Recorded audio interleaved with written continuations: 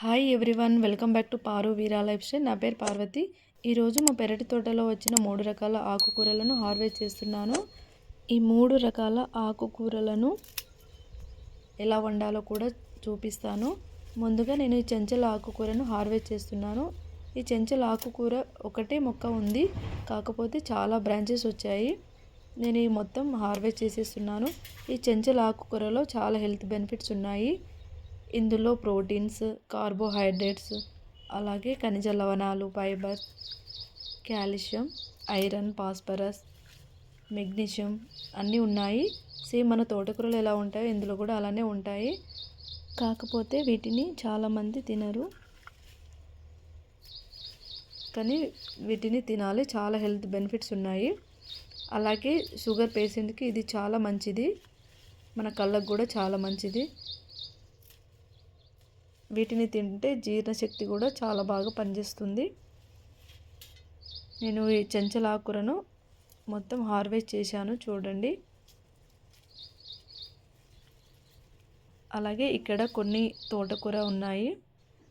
ఈ తోటకూరను కూడా హార్వెస్ట్ చేసేస్తున్నాను. తోటకూర ఇన్ని వచ్చాయి చూడండి. అదేవిధంగా ఇంకో రకం ఆకుకూరను కూడా హార్వెస్ట్ చేశాను. ఈ ఆకుకూరను చాలామంది తింటారు, నేను కూడా తింటాను. కాకపోతే ఈ ఆకుకూర పేరు తెలియదు. మీకు కనుక తెలిస్తే కామెంట్ బాక్స్లో కామెంట్ చేయండి. ఈ ఆకుకూరలన్నిటినీ ఈ విధంగా కట్ చేసుకోవాలి. చూడండి ఎంత ఫ్రెష్గా నీట్గా ఉన్నాయో. ఈ వర్షాకాలంలో అయితే ఆకుకూరలకు చాలా పురుగులు వస్తాయి. మనం చూసి నీట్గా కట్ చేసుకొని పెట్టుకోవాలి. అలాగే 3-4 టైమ్స్ వాటర్లో వాష్ చేయాలి. ముందుగా నార్మల్ వాటర్తో వాష్ చేసేసి తర్వాత సాల్ట్ వేసిన వాటర్లో 5 మినిట్స్ వరకు నానబెట్టాలి. తర్వాత సాల్ట్ వాటర్ నుండి తీసేసి మళ్ళీ నార్మల్ వాటర్తో వాష్ చేసుకొని ఒక ప్లేట్లో అయినా ఒక గిన్నెలో ఈ విధంగా తీసేసుకోవాలి. అలాగే తోటకూర కావాల్సినన్ని పచ్చిమిర్చి, ఆనియన్, టమాటోస్ని ఈ విధంగా కట్ చేసుకొని పక్కన పెట్టేసుకోవాలి. ముందుగా కడాయి పెట్టేసి గ్యాస్ ఆన్ చేసేయాలి. గ్యాస్ ఆన్ చేశాక కడాయి హీట్ అయ్యాక అందులో మనకు కావాల్సినంత ఆయిల్ పోసుకోవాలి. ఈ తోటకూరకైతే ఆయిల్ తక్కువనే పడుతుంది. ఆయిల్ హీట్ అయ్యాక ముందుగా జీలకర్ర, ఆవాలు వేసుకోవాలి. ఇవి కొద్దిసేపు వేగాక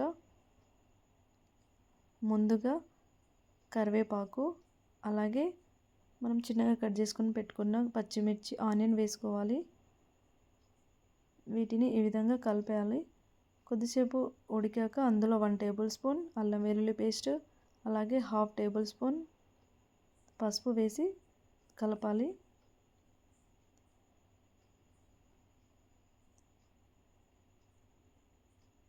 ఈ విధంగా కొద్దిసేపు ఉడికాక మనం ముందుగా క్లీన్ చేసుకొని పెట్టుకున్న తోటకూరను వేసుకోవాలి. ఈ అన్నిటినీ ఈ విధంగా కలిపేసి 5 మినిట్స్ వరకు మూత పెట్టి ఉడకనివ్వాలి.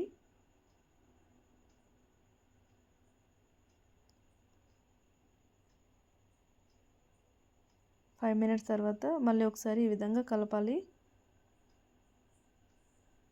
తోటకూర తొందరగా ఉడుకుతుంది, చాలా ఈజీగా చేసుకోవచ్చు. అలాగే మనం ముందుగా కట్ చేసుకుని పెట్టుకున్న టమాటోస్ ముక్కలను కూడా ఈ విధంగా వేసుకోవాలి.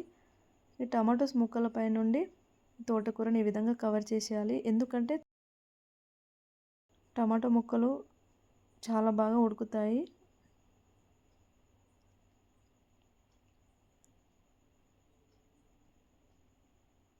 ఈ విధంగా టమాటో ముక్కలను, తోటకూరను ఈ విధంగా కలపాలి.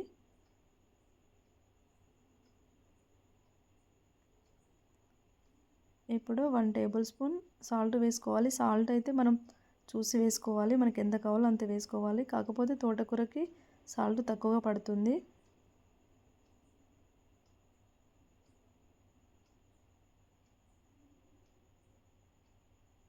మన పెరటి తోటలో పండింది కాబట్టి చాలా టేస్ట్గా ఉంటుంది.